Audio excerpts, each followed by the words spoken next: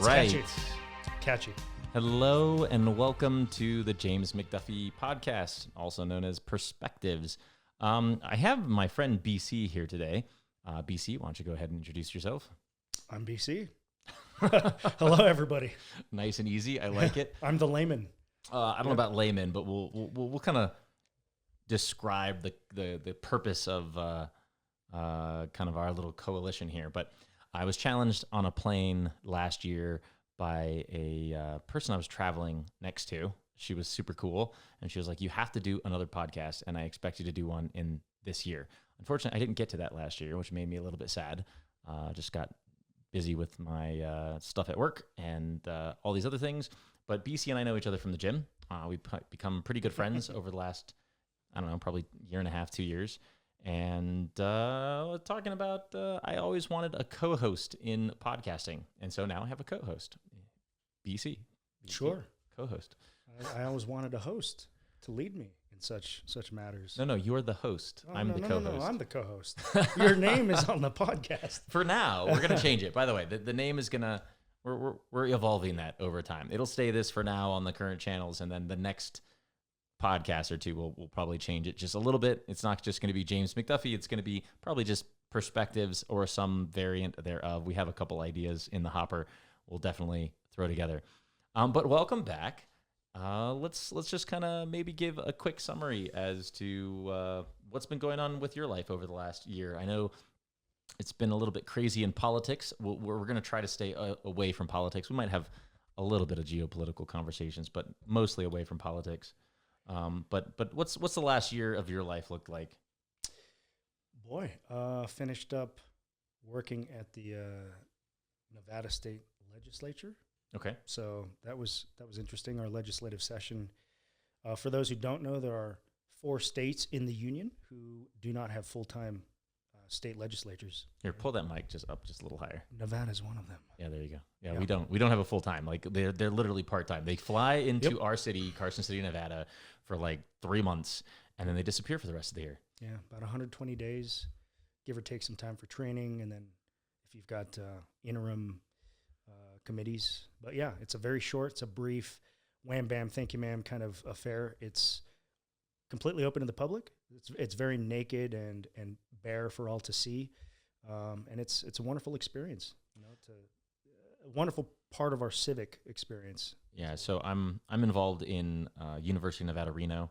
I'll kind of leave the nuance there in the background, but I volunteer there on a couple of their boards, and I got invited to state legislature this last year, so I got to go to the legislature and see all the things that we're trying to represent the school systems in Nevada. That's both University of Nevada, Reno, as well as UNLV, Las Vegas, down on the south side of their state, as well as our community colleges. Budgeting's been really interesting the last couple of years, so that was an interesting session. We were trying to get that budget back because there was a whole bunch of fallout after COVID, and they were trying to get budgets back to normal. Yeah, that's what happens when you get comfortable, right? So we took in a bunch of temporary federal grant money, or loans, as it were, and we got comfortable with that additional level of safety. And we plussed up some programs across the state, and then suddenly that money dried up, and it's time to pay it back. Yeah, so I mean, it's going to be interesting to see how they balance their budget over the next years, because they're always fighting for the schools specifically are always fighting for the number of students with the number of teachers and how that budget. Do they need to go add extra fees on top of like lab fees and stuff to help pay the teacher salaries and pay for all the extra things that kind of happen in the school. And it's a very complicated thing. So we'll leave that aside for today. Anyways, the last year for me has been, I would say, pretty busy at work. Been hardcore doubling down on my career, and not a lot of time for podcasting, that's for sure. I have gotten out of swimming, which is unusual for me, but I did a big push to get back into it over the Christmas break. And my friend, as my wife, you heard earlier, was inviting me to water polo on Wednesday. So I'll see if I don't murder myself by getting into water polo for If you can do 3 kilometers a day, day after day, I think you'll be fine for a couple hours doing polo. Yeah, I mean, my shoulder's been bugging me the last week, so we'll kind of play it by ear. With polo, you're always up and blocking and throwing, and there's always that torque in the shoulder. So Kim kind of attributes her shoulder surgery to back in her water polo and swimming days. So we'll see. Again, I need to just take it a little bit slow going into it. Maybe we'll do a episode eventually on sports and sports rehab and fitness in general. Yeah, that's a good idea. I like that one. So today's topic specifically, we decided that we were having some conversations at the gym around technology, and something that keeps coming up is energy systems. So why don't you do a quick introduction about what you think we should cover today? Well, as far as my very brief notes go, I've got underlined differences between oil and liquefied natural gas versus coal versus solar and wind and hydroelectric, and the big elephant in the room, nuclear. Yeah, nuclear. Which specific type of nuclear? Because there's two different types, right? Fusion and fission. Yeah, both, but currently, as it stands, fission in its various forms. Fusion is more of kind of a future tech thing and something that we're working on. We're developing that. Multiple nations are developing that. Big research institutions, the biggest research universities in the world are all working on that. So that's an exciting frontier, but as far as usable energy right now, we're talking about fission. Yeah, for sure. Now, I think there's a interesting, it always shocks me, man, the statistics around safety. So when you look at from the most dangerous to the least dangerous, I think coal has the most deaths out of any. Do you have the statistics? Yeah, I actually do. Yeah, Okay. Depending on it is on average, but it depends on the nation. Right, there's going to be a difference between like U.S. deaths versus like Sure. Ethiopia or South Africa. Yeah, but I think if you look at the transition of coal industry over time, we were horrible in the earlier part of the century. Absolutely. Here in the beginning of 2026, we have far less likelihood of anybody dying in any power production format globally. Right, the entire world is, in terms of infrastructure and power production, we're constantly improving. So safety is one of those things that is going to be creeping upwards every single year. So the numbers I have here come from, what is this? OurWorldInData.com. And coal, depending on what nation, is going to be 24.6 to 32.7 deaths per terawatt hour of energy produced. How many per year is that? I don't have that available off the top of my head. I could follow a link here, but just to give people an idea, a terawatt hour is roughly the power utilized by 27,000 humans living in the EU. 27,000. Yeah, a terawatt hour. I have to do some math in my head. 350 million divided by 2,700 or 27,000. Okay, so that's per day or per year? That is annually. Basically. Annually. Okay, that's an annual number. Yeah. Okay, that makes sense.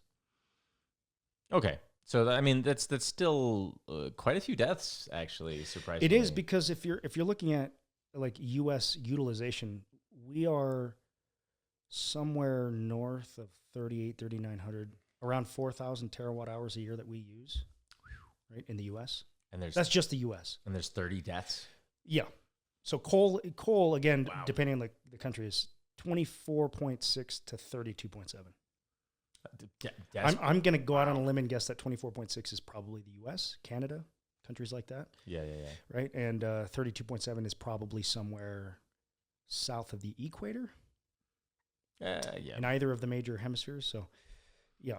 And then from there, oil is the next big one, and that's 18.4 deaths per terawatt hour. Wow, that's almost half. Biomass is 4.8, so we're dropping dramatically. Biomass is in that list? Yeah. Wow, Biomass makes the list. Liquefied natural gas, 2.8. Okay. Hydroelectric, 1.3. And these are primarily accidents. Yeah, I mean, when you think about a hydroelectric, it's like somebody fell off the dam.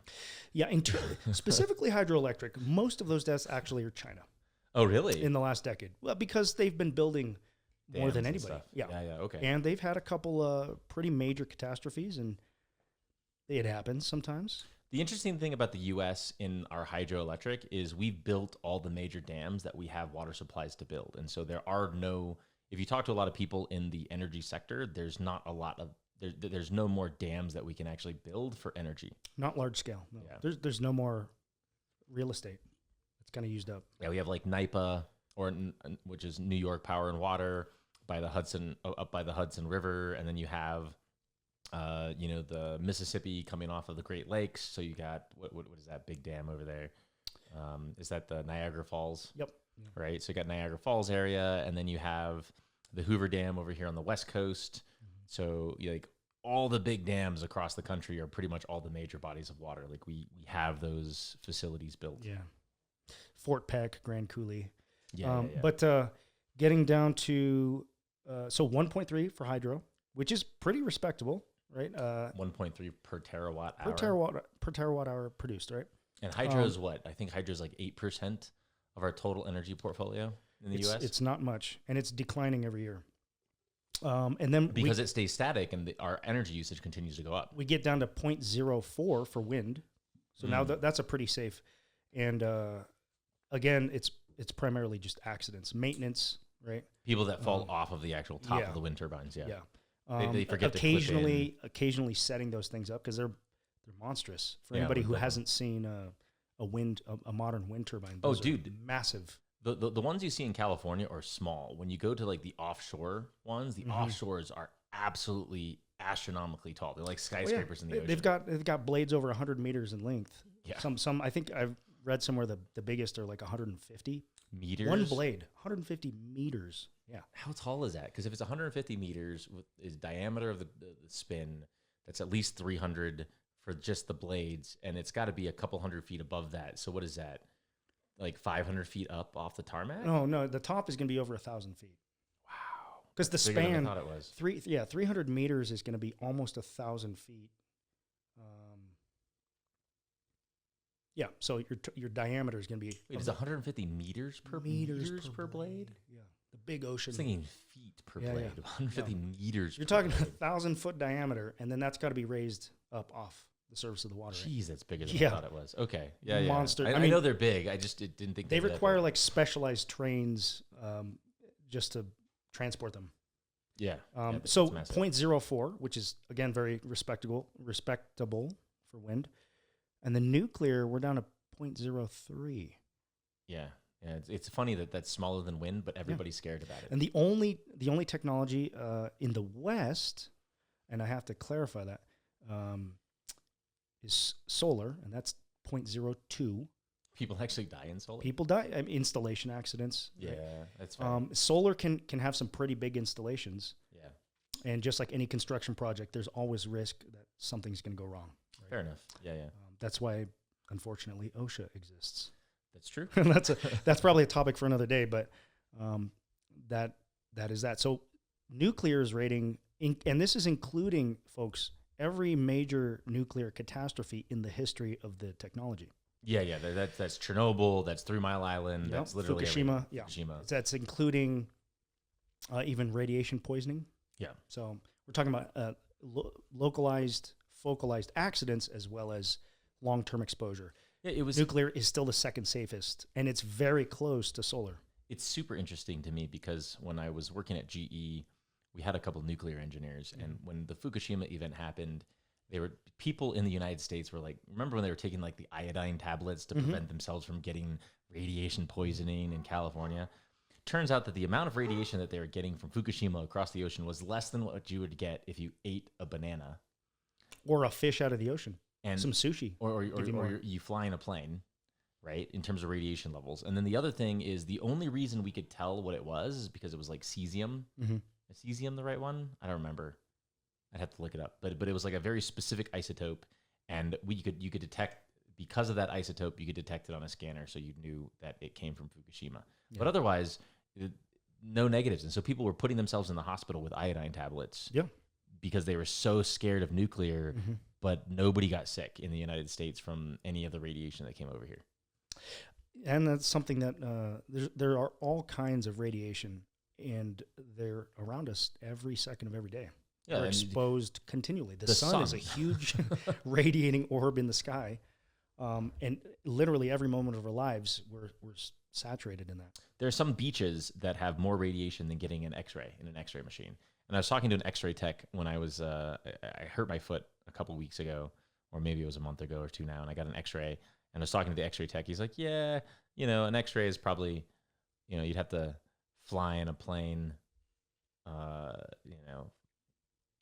or you'd have to get like 100 X-rays to be the equivalence of the radiation flying in a Yeah, plane." or modern something. X-ray technology is not the same thing as what we had in the 50s and 60s. Right. It's incredible how safe that stuff is. I'm pretty sure your cell phone, when it's charging, is emitting more. Radiation than X-ray. Yeah. That's be fun. So according to the Googles here, Chernobyl, 1986, Fukushima Daiichi, that's 2011, along with the 3 Mile Island was 1979, and 1993 was the Tomsk, Seversk in Russia.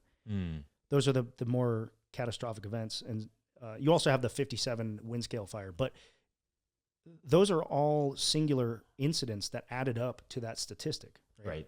Everything in between and since has been pretty much nothing. Oh, yeah. So if you look at France completely redid everything into nuclear. Mhm. Like they're almost entirely nuclear. They sell all of their power to essentially the entire rest of Europe. Yeah. And they have had zero, like almost zero, Effectively zero accidents. I mean, to your point earlier, they are building these massive reactors. So there's got to be, most of the accidents have not been related to radiation in those cases. They've just been, workplace accidents, not anything related to anything that we would be scared about in terms of modern nuclear. But did you get any of the statistics on the percentages of power that these technologies make up in the world? Because the last time I remember, it was something like 2% was wind and solar, and then 8% was hydro. And those numbers might have tweaked a little bit in the last couple of years. I know solar's been making quite a big, increase in popularity, especially with all the government incentives and stuff to get solar on houses and stuff. But you go look at the next one is oil and gas is just like 60%, like a massive percentage. And then you have, I think it's 8% or something that's dwindling. Are you talking about U.S. nuclear. or globally? Let's just stick to U.S. numbers for now. Yeah, so U.S. specifically fossil fuels together are about 60%. Okay, yeah, that's about right. Yeah, and natural gas is over 40. It's like 42, 43, depending on the year. Wow, 60 and 40? Isn't that over 100? No. 60 is fossil fuels Oh, 60 is as fossil. a broad category. And oil and gas, or And out of the total, natural gas is over 40. oh, so we've dwindled for all the other, like coal and stuff is down to 20, and oil and natural gas is 40% of that. Yeah. So That's let me once again, we're going to defer to the great Googles. Sure. My Google flu is strong today. It's fossil fuels, U.S. 60%, natural gas 43.1, Of that 60. coal is the next at 16.2. Oh, so we still do use a lot of Right. coal. Now this data is aggregated as of the end of 2023. If people don't know, big economic statistics tend to not be calculated immediately. There's a lot of work and a lot of research and data that has to be collated. People have to go through it and make it all make sense. So we don't have good numbers yet for 24, 25. We will probably have those sometime this year. Yeah. But 24. as of 2023. You- And then you usually lags a year behind. petroleum's only about 1%. Really? Yeah. Yeah, I mean, we use petroleum, I think, in other products, not necessarily as a fuel source, right? Well, we export a lot of it. Oh, do we? Yeah, we do. Nuclear, 18.6. Yeah. Yeah, I thought nukes were somewhere between the 15 and 20 range. So that's about right. Hydroelectric has dropped. It's down to 5.7. Oh, And okay. wind and solar together are just south of 16%. So 15.5%. Oh, that's gone up a lot, actually. Okay, nice. Google tells me that renewables, not fossil fuels, contribute to over a third of global power. Wow. Yeah, I know China is doubling down on solar and batteries in the last couple of years. Also like wind. hardcore. Yeah, they're doubling down. There's something that we have to another elephant in the room. China is not necessarily 100% honest all the time. Yeah, that's true. When they produce their numbers. So every statistic we get from them should be taken with a grain of salt. And I try not to say that with any sort of animus. Oh, no, I don't disagree. But, you have folks like Elon Musk and, big tech companies that are building factories in China. Oh, yeah. And, just from visiting China multiple times, their responses, they've been impressed in the last couple of years on how much they're doubling down on their energy infrastructure, both in nuclear and in solar. Yeah. China accounts for roughly 80% of the world's renewables. Wow. Their production. Okay. They also account for 80% of the world's organic foods. So I'll take that. Is that true? 80% of organic Yeah. foods? Yeah. Do they just count everything as organic? Yeah. Well, I leave that to the viewers to do their own homework and kind of look into that. Sure. Yeah. And even in the US, nearly 80% of our organic labeled food products originate in China. Really? Yeah. That's interesting. So I was sitting in an airport. If the folks don't know, I travel a lot, and I end up talking to a lot of very interesting people in airports because I talk a lot. So I always end up striking up conversations. He does talk a lot. He can. Some might say too much. Whoa, too much. Just the right amount for the sake of this podcast. Brutal. But when we're trying to work out, there's no reason it should go 2 hours. I'm just saying. Whoa. So anyways, this conversation. Yeah. She was literally talking to me about, she was with the Food and Drug Administration, and she was in the agricultural side of things, and she was looking at labels for organic foods. And her statement to me is there's no difference between organic pesticides and non-organic pesticides other than a label. And farmers, whether they're organic or non-organic, still has to fight the pests. Otherwise, they don't have crops. Oftentimes, quote unquote, organic pesticides are less effective. Yeah. That's a problem. So you have a higher waste byproduct ratio there. Of course, farming is highly subsidized in the U.S., so that's a nuance that you've got to take into account. Yeah, we're dropping into another topic, but this topic actually matters to me a little bit because it's a very complicated topic in that we know that like microplastics cause problems. We know that certain types of plastics cause problems, and so we banned them, right? The BPAs and everything else on your plastics. We know that certain chemicals have very negative health outcomes, and so Europe has banned a couple of these. The United States has not, in terms of some of these pesticides that are available. So, I'm not saying at all that there aren't negative substances out there that we need to be cautious over and continually to challenge the research and the data. But one of the things that people often get conflated is they see a large number of increase in cancer over the last 20 years, 30 years, 50 years. And they want to attribute it to, not all these GMOs, these genetically modified foods, or these pesticides that we put on our foods. And I think people often miss the part of the data where, we live for substantially longer than we used to 50 years ago.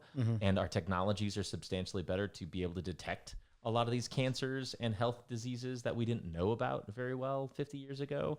And so we're detecting way more than we ever used to detect. Sure. And we're testing way more than we ever used to test. And we're living longer than we ever used to live. And we know that negative health outcomes are exponentially increasing essentially every single year after the age of 50. And so we're finding all these late in age stage ideas or late in life diseases and late in life health problems, and people are immediately willing to point towards a bad guy.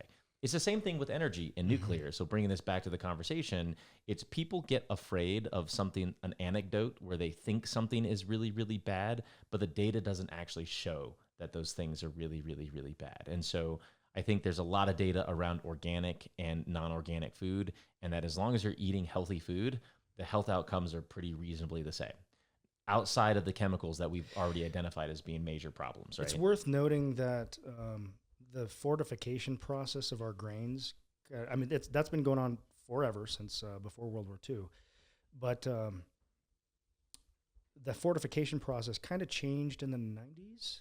Okay. And so the addition of synthetic folate, which is a B vitamin, that has, in some studies, been correlated with a lot of issues, particularly gut issues, because a large percentage of the population, almost half of Americans, they've got a gene responsible for the methylation of that folate, right? Right. And almost half of us, it's like 40-something%, cannot recognize that synthetic folate for what it is. So their body can't methylate it. And that creates issues. And a lot of people are suffering gut and digestive tract conditions that they associate with wheat. And they say, oh, well, I have a gluten intolerance, right? Sure. And we've had a ever increasing, almost exponential increase in people having non-celiac disease gut issues related to gluten. And I wonder if that synthetic B vitamin additive Sure. has something to do with that. Because I know a lot of people personally, this is totally anecdotal, folks, but, and you probably, every one of you watching this also knows somebody who has gone to another country and they've had a wheat product. They've had the same semolina wheat or durum wheat, right? In Italy or France or wherever. And they go, oh, there must be something different about it because I was able to have this pasta or this bread and I was perfectly fine, didn't have any issues. Yeah, look, it's the same strains that are grown here. I'm not saying that there aren't like food problems, right? I think every person's biology is very different. Like Kim is lactose intolerant, and I'm not lactose intolerant. My kids are. I eat tons of ice cream, and I don't care. And Fievel has ice cream, and all of a sudden his gut hurts, and he's crawling upstairs into bed. So there's absolutely problems with food and genetics that people should be aware of. But I mean, I think that goes to, and we're dropping completely out of the topic, but that's okay. I don't care. The goal of a podcast is to talk and have fun. There's for me, again, that's not a problem with the pesticides. That's not a difference between organic versus not organic. No, right? And we tend to get really granular in the West. The way that we study anything, we like to dissect problems and get down to very specific details. And in so doing, you have to exclude a lot of information. Yeah. And one of the things that we often exclude is lifestyle. 100%. Right? Yeah. So you're talking about like people being sedentary or people being obese or overeating. Overeating. Not getting, and even those who do eat let's say a moderate amount of food or the right amount of calories averaged out across the week for their consumption needs and their body's metabolic needs.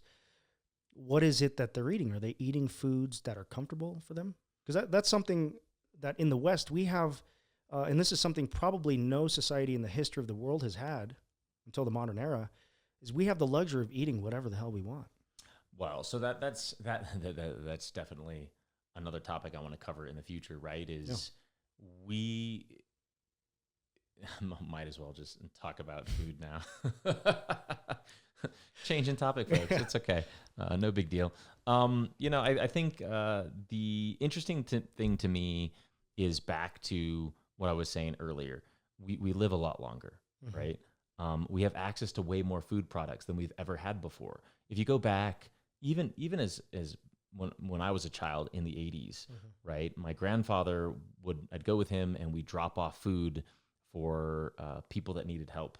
It was kind of like food stamps, but you deliver food from the military and from he was a part of the Catholic Church, so you drop off food to a bunch of different families. Sure. And you didn't have a lot of selection. It was like rice and beans and bread. Some celery, maybe. Yeah. Very, very limited food supplies. I mean, some American cheese. Yeah, maybe. I don't know about American. But from under a mountain somewhere. But, nowadays you go into Whole Foods and you have dragon fruit and you have stuff from South America and you have stuff from China and you have stuff that's been imported from Venezuela. Mm-hmm. You have stuff that's been imported from Argentina. Oh, yeah. And, these are... You've got groceries year round. the best groceries year round that you never had before. And so not only are we have higher access to food, but we have this year round relationship with foods that we historically have been seasonal or historically been very limited, but now we have large quantities. We don't know what the difference is if you're eating oranges 365 days a year versus only, 2 months out of the year when they're actually blooming. And the difference is when I was a kid, my grandmother lives in Southern California. You'd go and you'd have strawberries at the strawberry fields. You'd buy a package of strawberries and you'd only eat them for a month because that's the only time that they were available. Yeah, like 6 weeks out of the year. That's right. Yeah. And now you literally have them 24/7. Go to Costco and eat them all day long. My gut tells me, just to stay on this path a moment longer, my gut tells me that the more diversity in food that we get in a year, the better off we'll be. We're a super omnivore. Our bodies can subsist on an incredible variety of things, which means we don't need a whole lot of variety to survive. But I think the more variety that we take in, probably the better off we're going to be. You're going to have a much broader envelope of nutrients that you're taking in. But back to the gut health specifically, I think Americans, if you look at the amount of fermented foods that we eat versus other nations, it's very low. Yeah. So we're not doing a lot for our gut health specifically. And so might that exacerbate the gluten issue, the lactose issues, the peanut issues, right? I think there's a lot of new research that's coming out specifically about gut. Kim and I were watching a couple of gut-related documentaries not too long ago. And to your point, the overall outcome of it was that the larger variety of foods that you have, the healthier your gut is actually, because you have all these different types of bacteria that are being introduced all of the time. Yep. And the other thing is certain types of food, depending on your biology and the types of microbiome that you have a tendency of flaring up certain conditions. Sure. And a lot of the times people don't realize, you have tens of millions of different types of gut bacteria. And when you piss them off, you get a lot of negative side effects. And to say it nicely, I guess. I'm again, super anecdotal, but I think most of the people that I know personally that intentionally consume fermented foods, fermented foods, things that have to be refrigerated, Sure. They tend to be healthier people. Well, That's just an observation. I think the thing about fermented foods is, in a lot of respects, is they're higher in fiber and they're higher in vitamins and nutrients. Well, specifically prebiotic fiber, right? So you're feeding that gut biome because they need to eat too. And sugar kills a lot of the good bacteria in our mouths and in our guts. So if you're eating fermented foods, you're not eating as much sugary processed stuff, right? Yeah, I'm still on the fence on the whole sugar stuff because the research is very, very split, and it is.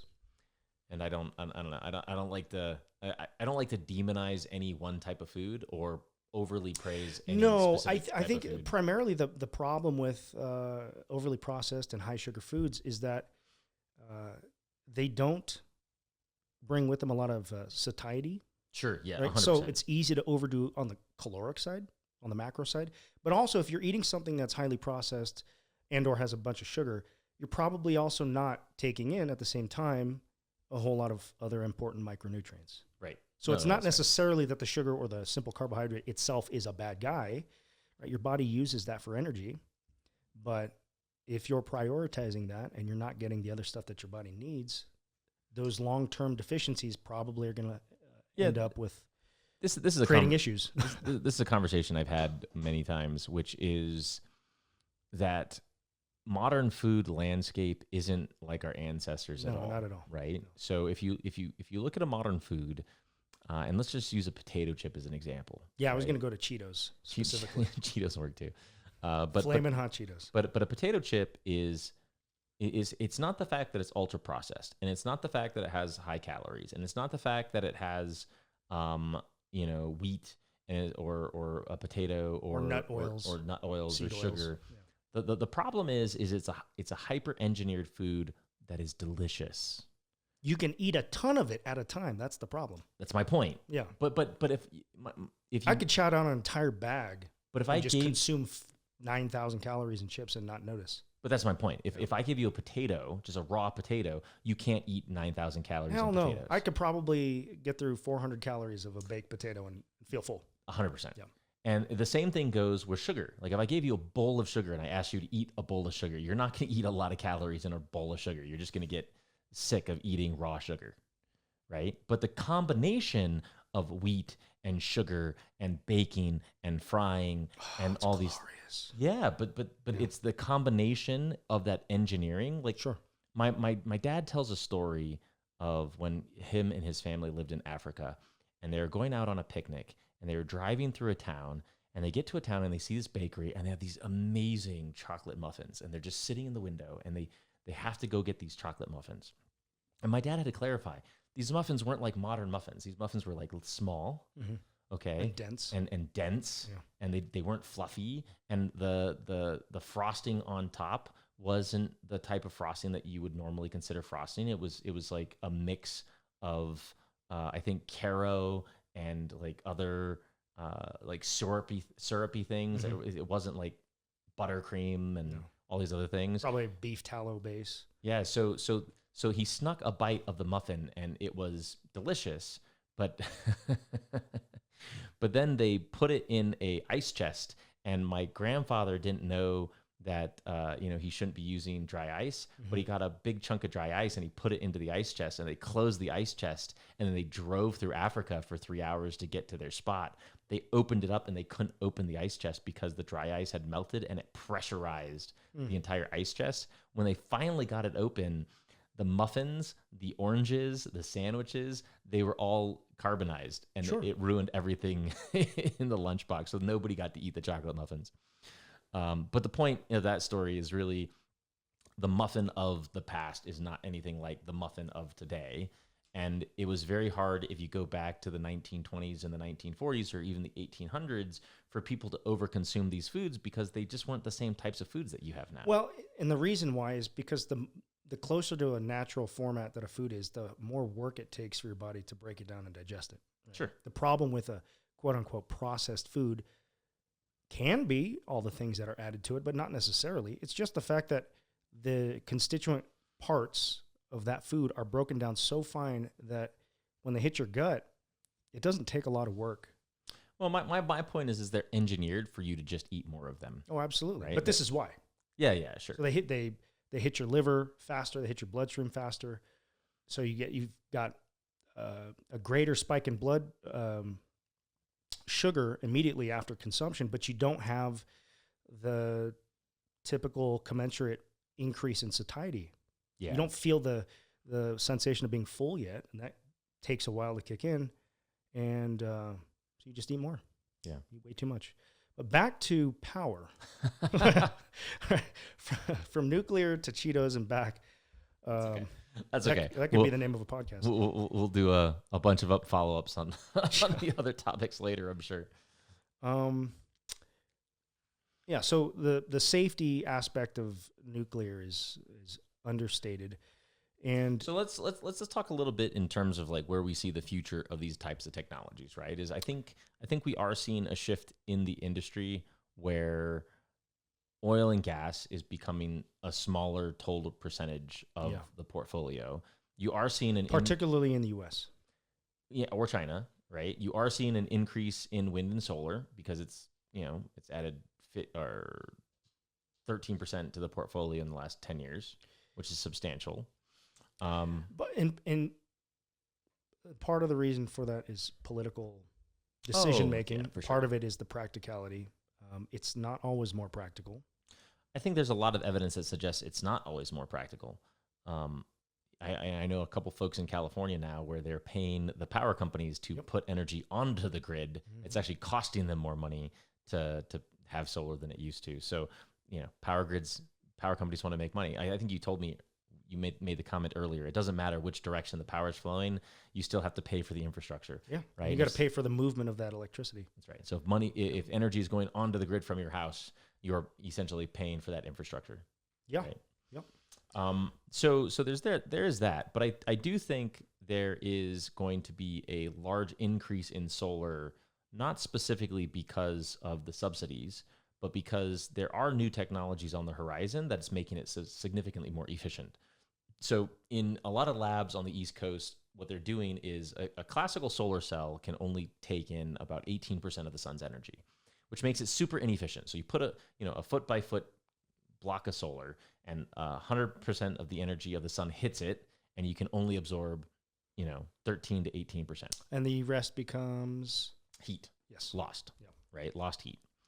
And the goal is to get that closer to 100%. And so there's been a lot of technologies over the last 20 years that's been pushing that up. So it started at like 8%, and then it went to 12%, and then it went to 15%, but we're kind of inching it up. But these new labs, these new technologies, what they're doing is they're putting multiple layers underneath the silicone wafers, and each of these wafers is essentially a dendrite layer, a very specific set of materials where each new layer can absorb a different frequency of light. And so if you think about light as a band of energy, we're only absorbing that 13%, 18% of light, and we're ignoring a lot of the infrared band, which is causing a lot of that heat.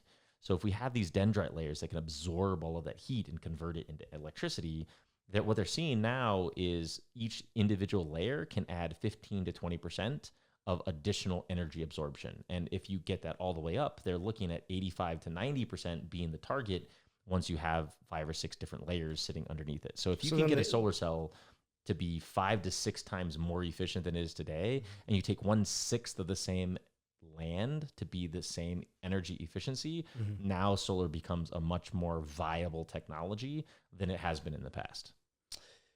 Well, that's how technology generally works. Yeah, it is. It's always going to be better 10 years from now than it is today. Wow, that much is true. There's also other technologies that are kind of being implemented now.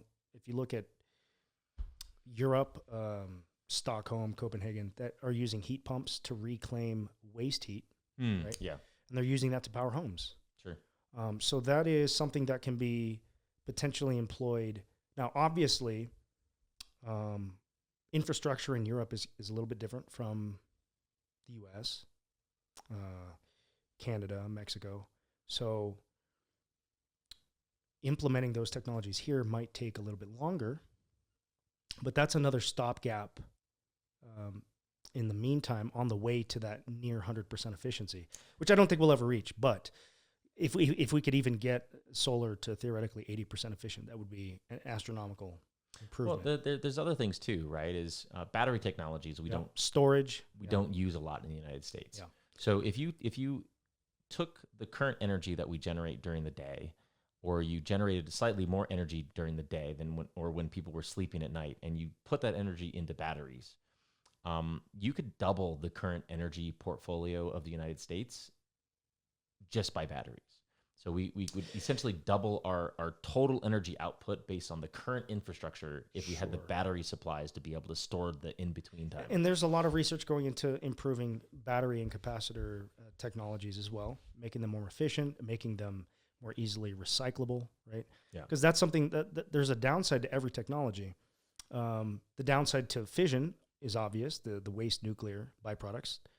And one could argue the fissile material that we get out of it. Some might say that's a net negative to society. But the downside to batteries and any form of storage is what happens when those cells get used up. Yeah. You got to throw them away at some point. You got to throw them away or recycle them somehow. And recycling them is highly energy intensive. Yeah. Right. There's a recycling facility not far from here. Yeah, it's my understanding that they don't really recycle very much. They don't get a lot out of it, right? It's a lot of waste, and it's a very wasteful process, and it's supposedly pretty not great for human health. Yeah, I mean, when you look at carbon footprints, even in renewable technologies, right? A lot of the carbon sinks is in the pulling the materials out of the ground, processing the materials, creating the batteries, creating the solar cells. What do you do after those things are end of life? They have to go somewhere. And a lot of the early on solar cells had much more toxic materials in the actual cellular panels themselves. So those are always big concerns. They've moved away from a lot of those just because of a lot of the health concerns. But we still use some of those technologies. They're not the most safe to use. No, and that's also kind of avoiding yet another elephant in the room, which is the cheap labor that is used and the working conditions of people in third world countries where a lot of those materials are mined and Sure. processed. Yeah, right? yeah.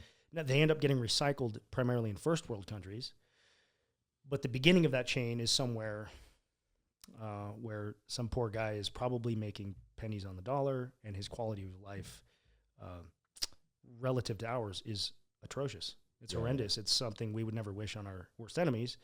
And that guy or that gal, that child, they're going to be going to work 6-7 days a week, doing a backbreaking labor, making almost nothing, and working in very caustic, harmful environments. Now, I want to be very careful here because one of the things that we're better at, and I can't say great at, but better at in the United States is a lot of our regulation, whether that's OSHA regulation or, labor unions or all these other things that we have in place that protect people from a lot of those problems. And a lot of the materials that we have in the United States that are mined here are done in a safe, responsible, and environmentally friendly way, right? Oh, absolutely. But the problem is we are not the majority of the mining in the world. No. No, 100%. But it's just funny. And the reason I bring this up back to food conversation really quickly is, for a while there, I watched a bunch of food documentaries on the unhealthy fishing of the oceans. And I'm a big scuba diver and I love the oceans. And I'm just like, I'm never going to eat sushi again because I'm ruining the oceans. And then I come to find out that the United States is like 99.5% sustainable fishing. And, we actually have the best fisheries and fish ecology legislation in almost any other part of the world. And then you're just like, oh, well, the United States actually isn't as bad as a lot of other countries. And the same can be said for how we handle our waste. So when you're talking about waste from batteries or waste from solar cells or waste from all of these things, we do have laws in place that hopefully allow us to more sustainably recycle those materials and reuse them and don't go into a lot of those labor considerations. But you're right. We don't get all of our materials from the United States. We don't mine everything here. There are imports and we can't guarantee the quality of those imports. And a lot of those countries actually are not always 100% honest in terms of we give them stipulations that we say that they have to follow to sell to us. And they just check the check boxes and they still sell to us and we don't really absolutely care. Can almost guarantee that minerals coming out of like the Congo or Sierra Leone, they're not abiding by OSHA rules or Yeah, for sure. And we import easily more than half of our critical minerals. So at least half of them for all of our industries are relying on exports coming out of other countries. I mean, that is one of the interesting things of the current administration is they want to bring onshore mining back to the United States. Sure. They also want to bring onshore manufacturing back to the United States so that we can control a lot of those things and also provide jobs and other things based on what they normally try to do. But I think we're going to see a large influx on new mining operations. I work with Nevada, UNR, and the School of Mining. They had a whole bunch of projects last year with the senior students that were graduating with a bunch of the other mining companies to build up new facilities because the demand on a lot of these materials is growing over time, right? Like lithium is a great example. And lithium mining is going through the roof in the United States. Yeah.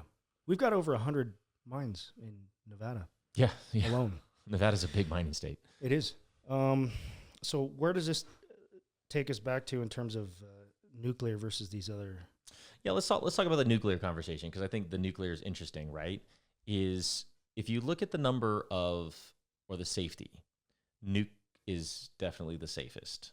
Second, technically, to solar. Sure. So But solar, the caveat to that is solar has ongoing problems. People die every year in solar. People don't die every year due to nuclear. Sure. All of those deaths were basically correlated around 4 or 5 incidents in the history of the technology. Yeah. But that's what people are afraid of. I think, well, for sure.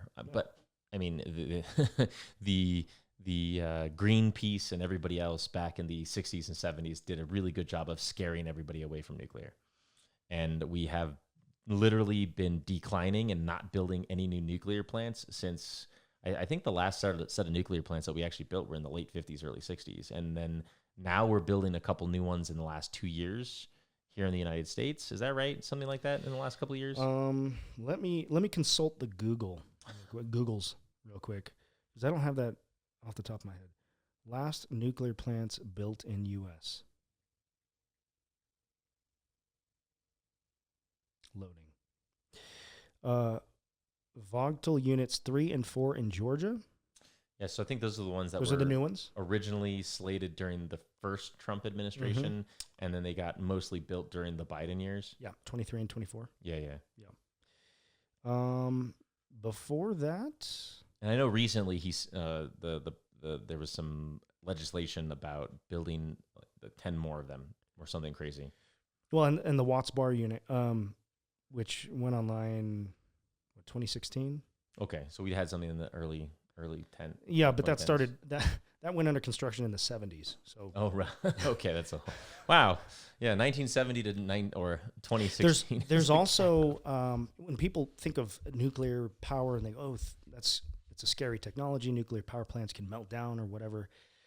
They're thinking of technology that was basically all brand new. It was at the genesis of nuclear power. Plants designed in the 50s were not finished being built and going online until like the 70s, 80s. Right. Which is when we had those problems. So you have a very immature technology that has some growth pains early on. You got a couple accidents, and then people freak out. Fukushima being the only real outlier. Yeah, but Fukushima they had a bunch of rods. They were supposed to take them off site. They didn't follow the basic processes they were supposed to. And then they had a massive tidal wave that literally destroyed all the cooling pools. They didn't follow protocol and set themselves up for disaster. It was the combination of a natural disaster and not following protocol that ended up in that disaster. So really, I think a large outlier when you consider. Yeah, and what people don't realize is going forward, plants that are being designed in the 2000s and 2010s and that are going to be implemented, in the late 2020s, 2030s, 2040s, going on, they're going to be much safer. The redundancies are going to be much higher.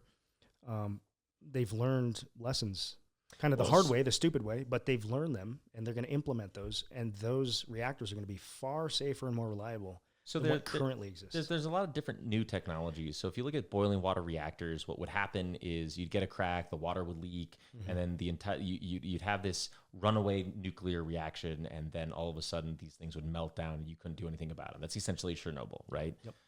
When you look at modern reactors aren't even designed that way. Modern reactors are designed where if they overheat, all the material that keeps the reactions going is drained out of the reactor and the reactor turns off. The reaction just dies. It's innately safe. Yeah. Right? So if anything looks like it's going to be run away, it turns itself off with no human intervention. Nobody has to touch a button. It just turns off. And so, and then you start looking at the modern micronuclear reactors. They're even safer in terms of just the way that they're designed.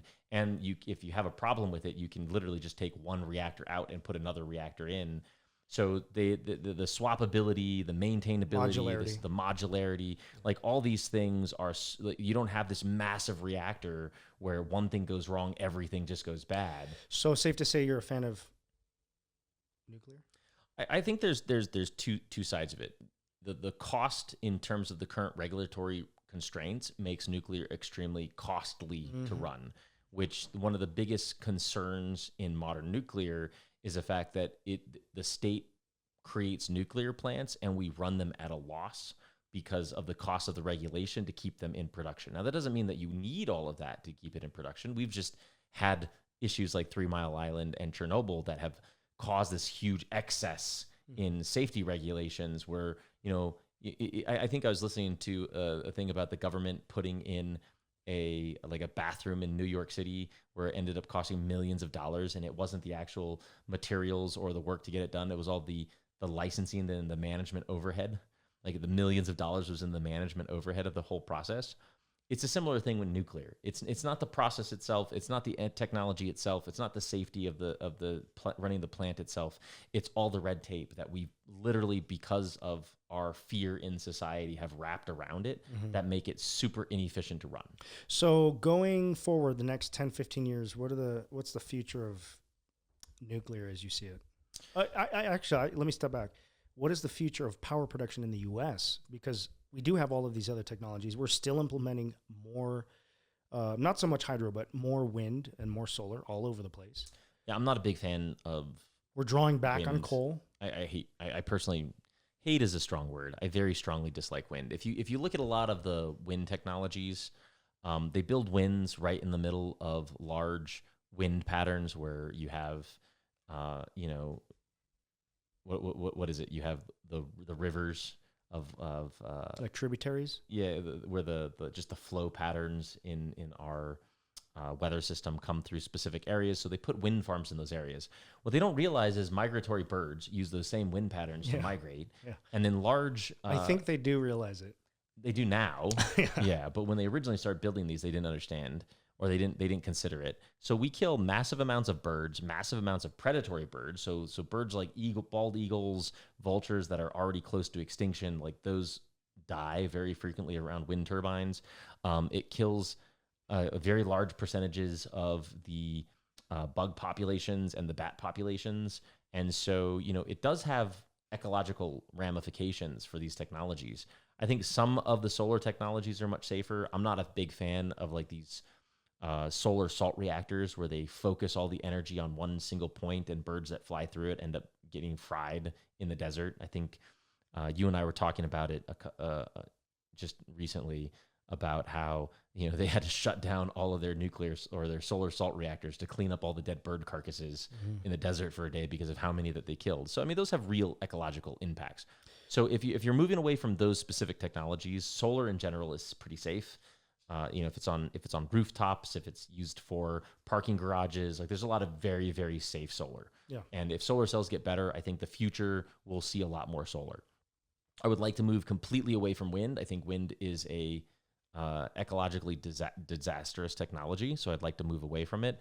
I think coal and oil and gas, just because of fracking and other concerns, and a lot of the fracking concerns in terms of like instability in the ground, and it does cause microquakes and other things. I think we'll probably move away from those technologies because they are also expensive to drill and pull that you know, energy out of the ground. And the deeper we drill, the more costly it gets. So I think the future is really between solar and nuclear. And I don't mean just nuclear fusion. I think we are going to see, I know Bill Gates has TerraPower, which is a nuclear technology plant or company that's building microfusion reactors. China's in the process. So they claim. China's in the process of building a whole bunch. We obviously we're now starting to build a lot more here in the United States. So I see fusion or fission becoming a very large. What about natural resources like LNG or hydrogen? Because the U.S. Geological Survey has released data in the last couple of years saying that we have a ton of previously unknown reserves right under us in the ground. What do you think of those technologies? Do they have a future? Are they going to contribute? Are they going to go away? I think the conversation is like short term, midterm, long term. I think short term, those are going to be huge natural reserves that we'll tap into and use in probably the next 10 or 15 years because we have to double our energy portfolio by the end of the 2040s, right? Or triple it now with all the AI data centers. So we'll probably tap into a lot of that natural gas. And we'll start deploying more fusion or fission plants across the United States and globally, as well as using more solar. But I think the real game changer here is a technology we haven't really talked very much about yet, which is fusion. I think there's 4 or 5 major players in the fusion technology space today, and there's been radical changes in the technology around fusion that has gone from a idea in a lab to an actual, we can make it work in a production environment. So it used to cost a lot of energy to start a tokamak reactor, right? And our magnets were not super efficient. And so just in the last 5 or 10 years, we've created room temperature superconductors. Yeah. And they've radically changed the game in terms of they've a factor of 100 times less energy to start a lot of these fusion reactions. So right? it's still bajillions of watts of energy to start the reaction. It's just a few hundred times less. When you're talking scales, I mean, how many zeros? Yeah, I mean, there's a lot of zeros there for sure. But a lot of these technology companies are building new and innovative ways. So the Jet Propulsion Laboratory in the UK has been running for over a decade now. I think over 20 years. And so there's a couple companies that are taking that technology and building it small at scale, but much more efficiently with all the things that we've learned in the last 20 years. And they're trying to actually put that on the power grid by the early 2030s. You have Helion technology, which is a completely innovative way of doing fusion. So it's helium-3 fusion. And what they do is they create these two donuts, and essentially they have these rail guns where they slam these fusion donuts into each other, and it doesn't create heat. Like helium-3, everything in almost all energy sources is generate heat, boil water, spin a turbine, spin magnets, create energy, right? Current nuclear fission is that, right? Create hot, take a neutron, hit it against a plutonium atom, the atom breaks apart, creates a ton of heat. Boil water, spin turbines, create energy. Oil and gas, whether that's coal or whether that's natural gas, whatever. Hydrogen, it's boil water, create steam, spin turbines, okay? This fusion, or helium-3 fusion, it creates an oscillating magnetic field. And so what that means is you're creating an oscillating magnetic field and you're creating energy and putting it right on the grid with no conversion loss. And so that technology is, I'm pretty sure. So for our viewers, that's basically free energy. No. What that means is when you take a process of building a new energy plant, there's this thing called Q. Q is the amount of energy I put in and the amount of energy I have out. Now, if you want to have a power plant, think about lighting gasoline. I light a small chemical reaction on a match, and I light gasoline, it goes boom, right? So I get a lot of energy out for a very little amount of energy in. Yeah. So that's how that successful technologies are a little bit of energy in and a lot of energy out. That's what Q means. Sure. So the biggest problem with fusion is we've been putting tons of energy in and not getting much out. Not enough out, right? The benefits of and a part of that equation is the energy conversion. We burn that energy, you create a boom, that boom boils water. How much energy does it take to boil water? Then I got to spin a turbine. How much energy do I take to spin the turbine? And then I'm moving electrons in a copper coil. So that whole process, we don't, even in oil and gas, it's not a 100% efficiency process. No. Right? We lose energy by boiling water and spinning turbines. So in fusion, the biggest problem is all fusion technologies thus far have been creating heat. Heat boils water, spins turbine. And so not only do you have a ton of energy in, but on the energy out part of it, you're losing a bunch of the energy to finally create electricity. Sure. So this takes that second half and removes it completely. Hence why I said free energy. It makes it completely more efficient, a big efficiency curve change. You're getting, the goal with fusion is to get more out than you put in. That's right. And at any point you get more out than you put in. Free energy. You win, right? Nothing is free. There's no free lunch in oil and gas, you think oil and gas is free, but you still got to pull it out of the ground. Yeah. Right? So there's still energy put into the situation. Speaking of pulling it out of the ground, how many jobs are involved in the oil and gas industry in the U.S., and how many of those are going to have to change in this next several decade period where we're transitioning over to more solar, more renewables, hopefully more nuclear? Yeah, so I think the 10, 11 million jobs related to oil and gas? Yeah, so I think almost a very large portion of those will go away, but you'll still end up with some of it. We still use a lot of plastic, and plastic is all oil and gas. And so, a lot you'll still be putting oil wells, you'll still be pulling oil out of the ground. It won't be the same scale that it is now. Sure. But, you'll have oil for other products that's not related to driving cars and generating heat and electricity. Related question. A lot of our plastics have come under pressure, legal pressure, right, in recent years. Do you see the future of plastics, as they're tied to petroleum, being affected by politics at all? I mean, everything is affected by politics. That's a loaded question. Yes, it is. Yeah, absolutely. I mean, I think you're always going to end up with constituents in the marketplace that have personal feelings, and if they get enough people on their side, they influence the way the market shifts. It is a supply and demand curve, and if the demand is high enough for removing things from the market, it's not a true supply and demand curve, right? Because there's influence from lobbying pressure. Sure. Right? Yeah, that's fair. And what is lobbying, folks? Lobbying is when companies spend money to influence the way votes or move. any interest group. Yeah. It doesn't have to be a company. Sure. Yeah. It's when interest groups come and they talk to your elected politicians and they convince them to vote a certain way. That's lobbying. Yeah. And it's perfectly legal. Yes. I wish it wasn't. And it's a huge part of the process. Right? And I saw a lot of that at the legislation this last session. Yeah, lobbying is normal, unfortunately. Yeah, in it's the a United States. normal, it's par for the course. There are lobbies that are far stronger on average, meaning they have an outsized impact on finalized legislation in the U.S. versus other lobbies. And when I say lobbies, I mean entire industries, really. Right? Pharmaceutical, oil and gas. The firearms industry has a lobby. It's tiny, but they have one. Sure.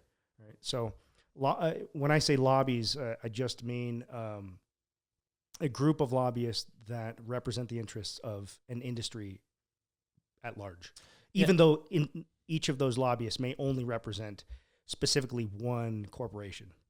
I don't know how specifically lobbyists are going to affect the plastic. Well, we've already seen, I mean, the straws, right? Straws going away or being replaced by those trash paper. Oh my wooden God! Don't even get me started. Abominations. There's literally for if folks don't know, I recommend you go take a look at this. There's literally a documentary with the woman that pulled the scientist, right? Because she's a scientist. She's a marine biologist. She pulled the plastic straw from the turtle's nose, and then she's like, "That's the only straw I've ever pulled from any turtle's nose. It's not a problem. We've only ever seen it once." And then you see she's very happy that people are paying attention to marine life for sure. But she's like, please don't give me a plastic straw, or please don't give me a paper straw. Paper straws are garbage. They suck. California, fix the paper straw problem. Get rid of them. Go back to plastic. Yeah, so that brings up, people have ecological concerns, and rightly so. Right? Sure, we all sure. share this big blue ball, and we I want to protect the planet. I'm a super pro taking care of our oceans and I taking think care of our marine most life. humans of any political persuasion can agree, and from most parts of the world will agree that it's probably a better thing to pass on a cleaner world than the one that we inherited. Have you ever heard of the thin blue line comment? Mm-hmm. So there's astronauts that go to space, and when they look out of a spaceship, you know, the shuttle or one of the rockets, and they look at Earth from afar, and they see how thin the atmosphere actually is around the planet and how empty space is. It has this great connecting sense of humanity needs to stand together as one, and we need to protect this because, as far as we know, it is the only planet in the universe that has life. That can support us at the very least. That's right. Right. Yeah. Whether or not there's microbial life or some sort of life on another planet in another system, realistically, this is the one that can support us. We can have a existential conversation on life in the universe as another conversation in the future. Yeah, way in the future, like 4 episodes at least. So, the Great Pacific Garbage Patch. Have you heard of that? I have, yeah. Have you seen it? I have not seen it specifically. I've seen videos of it, and I've heard that it is well over-reported, number one. Number two, the mass majority of the plastics that is in the Great Pacific Garbage Patch is not from the United States. Nope. The mass majority of it is from West Asia. And in addition... India and China. And the mass majority of it is actually coming from 6 major river systems that are leaving those countries that get dumped into the ocean. There are also barges. China has a barge system where they go out and they dump in that patch every day. So that's a thing. I mean, that patch is way out of their waters. I mean, that's between California and Hawaii, right? It's like way way on our side of the ocean. These are some big ships, and their job is to just take stuff out there, dump it. Not into the patch itself, but they're dumping into the ocean. And it's going to end up in the patch. Maybe. I mean, I heard reports that the like over 80% of it was due to fishing supplies that were just tossed into the ocean that had been, the gyres had just moved it into there. So regardless of whether there is some coming from oceans or from river systems, or there is some coming from barges, or there is some coming from, you know, the continent of the United States, the mass majority of it is actually from the fishing industry throwing nets and throwing lines and throwing all these other things into the ocean when they're done with them because they can't reuse them, and they just go buy more. That's a big problem. And there is Kim always rails on me for getting this guy's name wrong. So hold on a second.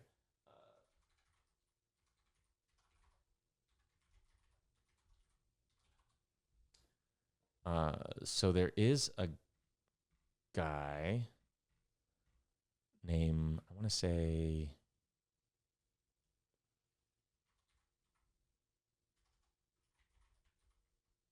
yeah, there it is. Boyan Slat. So Boyan Slat is a kid who, when he was 15, he found microplastics in the ocean, and he has built an entire company around building barges that clean up the Pacific Garbage Patch. And they have these other barges that they're now putting into the river systems to collect all the trash out of the river systems. So I bring that up mainly to ask the question, is this something that the U.S. can handle on its own? Is this something that obviously we've got fairly stringent EPA restrictions all across the board, particularly in our big industries. Sure. There is the consumer byproduct side, which is harder to regulate and harder to enforce. People just throwing stuff away when and where they shouldn't and how they shouldn't. How much of that is ending up in our oceans versus how much of it is just commercial waste directly from the fishing industry versus how much is being... Well, like I was saying, I was watching a whole bunch of documentaries on this topic not too long ago, and the mass majority of what's in that patch is from the fishing industry, and the remainder of that is from... What nations contribute most to that? I don't know. Is that mostly us? Is that no? In fact, the United States is one of the least contributors to all of that. Which is so. The question then is ecological infrastructure, or let's just say the legal infrastructure here in the U.S. is that going to make much of a dent? Right? Because I don't think so. We tend to take up arms around specific social issues or ecological issues in America, and we get all up in arms for a few years, and then we seemingly forget about them. But during those periods of time where we suddenly care about trees in Washington or Oregon, or we care about the Great Pacific Garbage Patch, how much impact are Americans actually able to make if the rest of the world is not on board with doing their Look, I feel that most people that talk about... This is going to get very political. Sorry. I feel that most people that talk about protecting the planet or climate change or the Pacific Garbage Patch are the 99.999% of people that aren't going to do anything to solve the problem. I think when you look at people like Boyan Slat or people like Elon Musk, who looks like a future billionaire, by the way. Oh yeah, he just has that look. He probably will be, Mr. Slots. Yeah, but the point is it's these entrepreneurs that look at a problem that want to solve a problem. I mean, what got Elon interested in EVs and interested in batteries and interested in solar was he wanted to save the planet. Like he literally, as a kid, wanted to get into engineering to solve, bad energy storage and batteries. He went to college for that. And so I really feel that the entrepreneurs, the 1 in a million, the 1 in a billion people on this planet are the people that are going to make the biggest impacts. Do I think legislation helps? Absolutely. We have laws. It protects our national forests. It protects our coastlines. It protects our cities. People pay fines if they don't go for these laws. I think it's important for us as a society to agree on what that social construct needs to look like. But I think it's the individuals that make the biggest impact, and most other people, when they're talking about these topics, are just politically signaling to their in crowd on how cool they are because they're talking about the topics that they care about. Most of these people, in my opinion, they struggle keeping their job in healthy order. They struggle taking care of their family at home. They struggle at keeping their room clean. I think there's more posturing than necessary. And so from my perspective, it's, 99% of the individuals out there are useless in any of these larger conversations. The 1 to 10% might be because of government regulations and laws, and the real needle movers of the people that make the big difference are these individuals that go out there and actually start entire companies to solve a problem. That's just my personal feeling on it. So I guess what I'm getting at is how much can Americans impact? I mean, we do produce a lot of waste, right? Sure. We're very free and frivolous with our spending, generally speaking, and that spending typically involves some sort of waste byproduct in the form of packaging. Well, I mean, used products. I would say the biggest way that we have control over anything is the power of the almighty dollar. If you care about paper straws, if everybody buys paper straws, then the paper straw companies win and all the plastic straw companies go out of business. Mm-hmm. If you don't want to store your stuff in plastic and you want to store it in glass, you buy the Pyrex storage containers for your house, and you don't buy the Tupperware storage containers for your house. And, sure. And if us as consumers want to make a difference, then we have to make decisions with how we spend our money. And the things that we spend our money on through the supply and demand curve makes the biggest impacts in the industry. How much is supply and demand curve impacted by general consumers versus corporations making decisions, right? If a corporation like, let's say Starbucks, massive corporation, global entity, if they decide they're going to buy billions of paper straws rather than plastic, is that not going to impact the supply and demand? Yeah, but the only reason they do that is because their constituents. Is it because their constituents really are asking for paper straws? Absolutely, yeah, absolutely, 100%. I mean, look. How many of you? How many of you have asked for paper straws? Only if you're in California. Nevadans. I don't want to meet you ever, ever. It's okay. One of the worst products.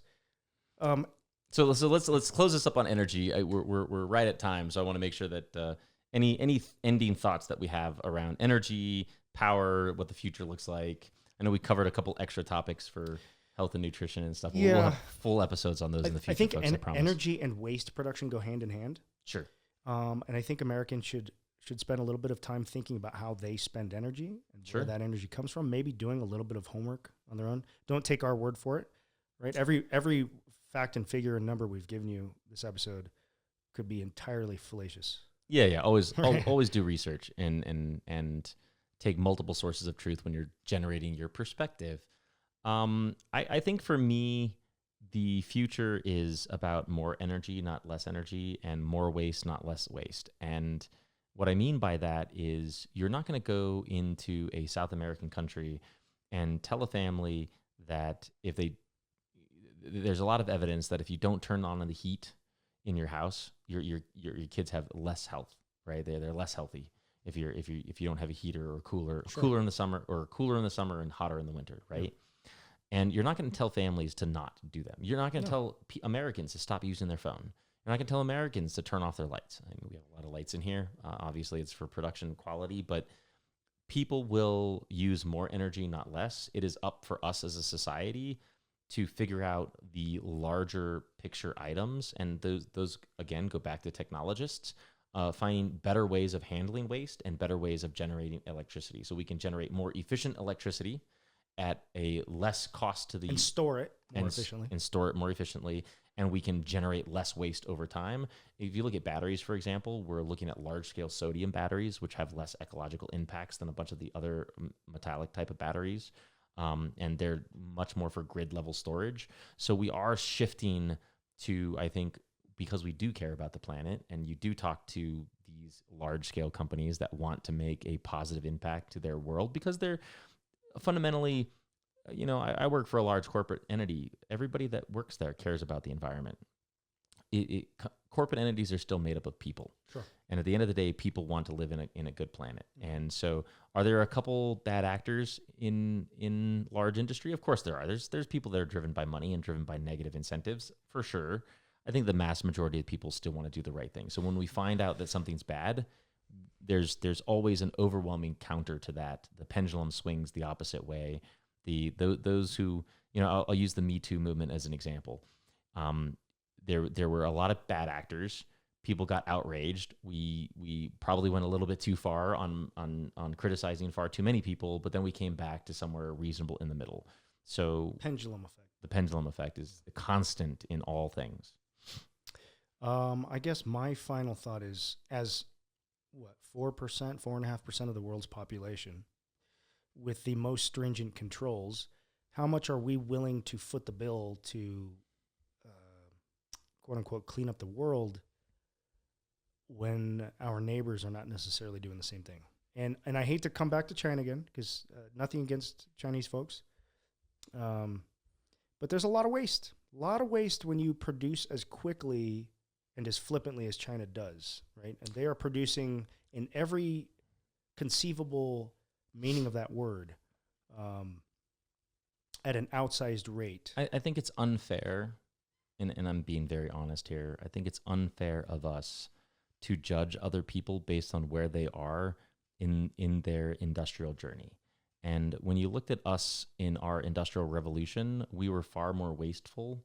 And when you look at Europe when they were in their industrial revolution, I mean, the trees were so black that moths changed their color so they could blend in with the black soot-covered trees, right? So Europe's gone through a very bad period where they burned all their forests and used all their coal and had a huge industrial revolution that came to the United States. We had our industrialization earlier in our history, and we can't stop the rest of the world from going through theirs. But what we see is as countries go through this peak, they go through a peak of output and a peak of waste because they're trying to survive.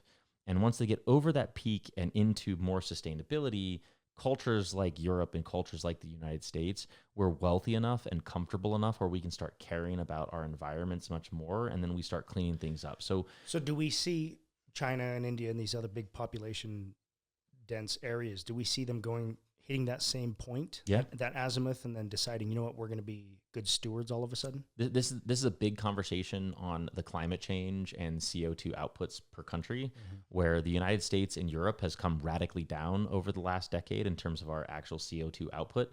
And you saw a huge peak in China and India where they were continuing to go up. But in the last 5 or 6 years, we've actually seen those numbers start sliding downward, especially as China starts having much more of an energy portfolio. They're starting to use way more nuclear.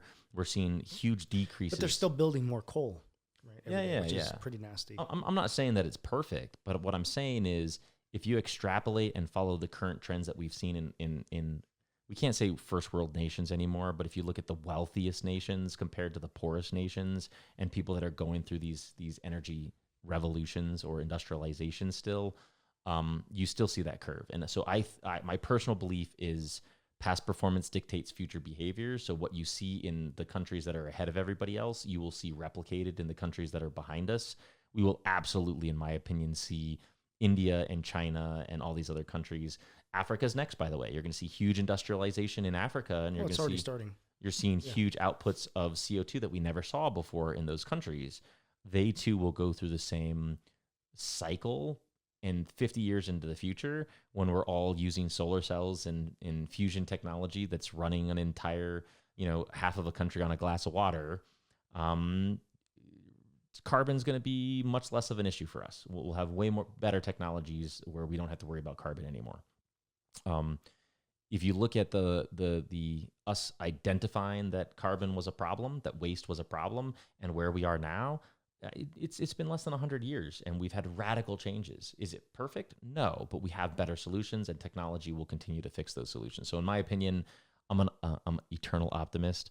I think the future is going to be much more Star Trekian than anything else, and you will see countries absolutely get on the other side of that curve, and they'll start caring more about the ecology and the environment and the health of their citizens, and we'll see a huge shift towards that the wealthier these countries become. That is mighty optimistic of you. That is extraordinarily optimistic. I hope you're right. My view is a little bit more dour, but I tend to think there are some cultural differences in how different places look at different issues. I mean, I agree with that, and I'll end kind of my piece on this, right? Which is everybody looks at the past with rose-colored glasses, but not one of us would want to live in 1900, because in 1900s, 95% of the population was in abject poverty, and in 2026, in the United States, I think it's like 7% of the United States is in abject poverty. And our version of poverty is not comparable to the rest of the world here either. So I would say that less than 1% of the United States lives in equivalent to the rest of the world's abject poverty. So if you look at those numbers in just the last 100 years, and you look at, there's this great book called Factfulness, and a company that kind of looks at these types of metrics in Denmark, is everybody's on this curve where they get richer and more educated and richer and more educated and richer and more educated. And when you look at the people at the very top peak of these curves, they are the countries that we considered historically first world countries, that the wealthiest first world nations. And they're the ones that kind of set the path. But the other countries that are coming behind us, it really is the rising tide raises all boats. All of human history has gone up and to the right. Better, we have less wars, we have less famine, we have less natural disasters, that we can respond to natural disasters a lot better. We have less racism, we have better education, we have less childhood mortality rates, we have, like, across the board. Great book, if nobody's ever read it, by Steven Pinker, Enlightenment Now, I think is the name of the book. I'd have to go look at it. I guess I see the cover in my head. It's a black cover with like pink stripes on it. But it's a great book where he talks about, by every perceivable metric, the world is constantly getting better. And we have, as a culture, progressophobia, where we allow our fears, our natural base human instincts, to make us afraid of what the world will look like in 10 years. But if you look at the past, there isn't a single decade in human history where things haven't gotten better. And I believe that trend will continue up and to the right into infinity. And when you look at exponential curves, everything is exponential. The future is going to be so good, we cannot possibly perceive how good it's going to be. And so I'll leave you with that. I think the future is going to be a miraculous place. Well, on that note, ladies and gentlemen, thank you for joining us for our first conjoined episode.